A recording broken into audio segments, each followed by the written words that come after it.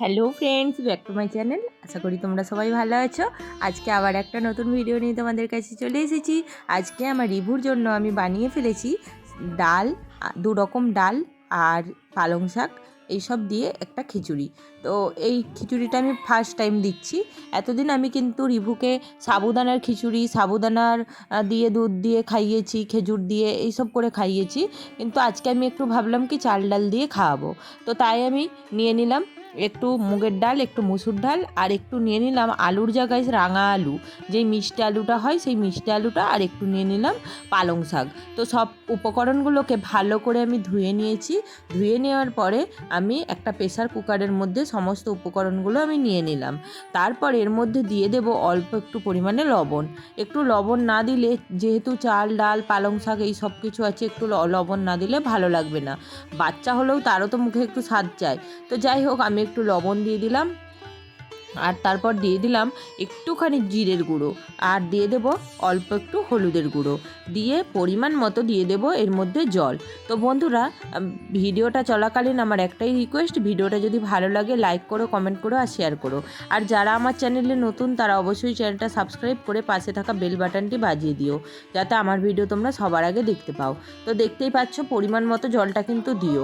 এখানে আমি বেশ পরিমাণ মতোই জলটা দিলাম, বেশি দিয়ে দিলে আবার প্রেসার কুকার থেকে বেরিয়ে যাবে, আবার কম দিয়ে দিলেও আবার শুকিয়ে যেতে পারে, নিচে জলটা শুকিয়ে গেলে নিচেটা পুড়ে যেতে পারে।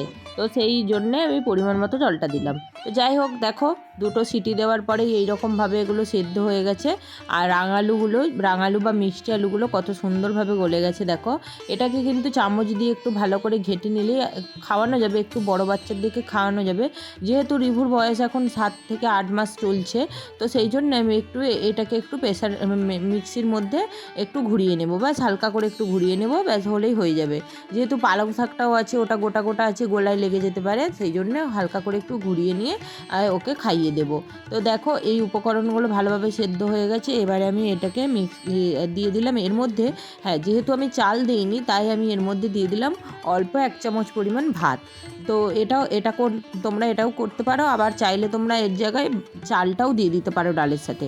আমি ডালের সাথে চালটা দিলাম না, এই কারণে চালটা না সেদ্ধ হতে একটু দেরি হয়, ডালটা সেদ্ধ হয়ে যাবে, চালটা সেদ্ধ হবে না, এটা কেমন কেমন হয়ে যাবে। ওই জন্য আমি, যেহেতু আমার ভাতটা গরম হয়ে গেছিলো আগে, সেই কারণে আমি ভাতটা অমনিই মিশিয়ে দিলাম, দিয়ে এবারে মিক্সিতে পেস্ট করে নেব।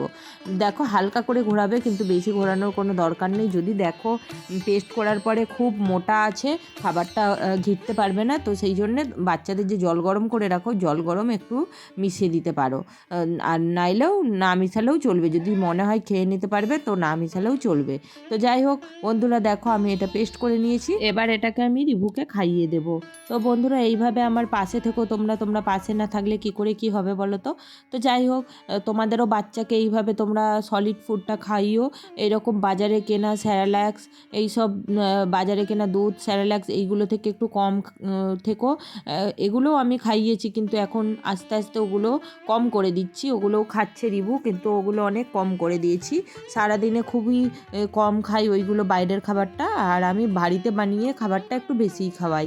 তো তোমরা এরকম প্রত্যেক দিন আলাদা আলাদা করে বানিয়ে খাইও, বাচ্চারও ভালো লাগবে আর বানাতেও ভালো লাগবে। তো চলো বন্ধুরা, এইরকমভাবে আমার পাশে থেকো, আর এইরকমভাবে বাচ্চাকে সুন্দর সুন্দর খাবার বানিয়ে খাওয়াও, তাতে বাচ্চার শরীর স্বাস্থ্য দুটোই ভালো থাকে।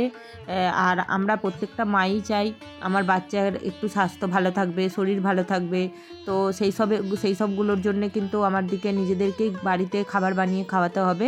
বাইরের কেনা খাবারে কিন্তু বেশি কিছু থাকে না, বাড়িতে বানানো যেই খাবারটায় যে যতটা উপকার, যতটা পরিমাণে ভিটামিন প্রোটিন পাবে, বাইরের খাবারে কিন্তু ততটা থাকে না। তো চলো বন্ধুরা, আজ আসি, আবার আসবো নতুন একটা ভিডিও নিয়ে খুব তাড়াতাড়ি তোমাদের কাছে। ততক্ষণ কিন্তু তোমরা ভালো থেকো, সুস্থ থেকো আর সাবধানে থেকো। তো চলো বন্ধুরা, টাটা।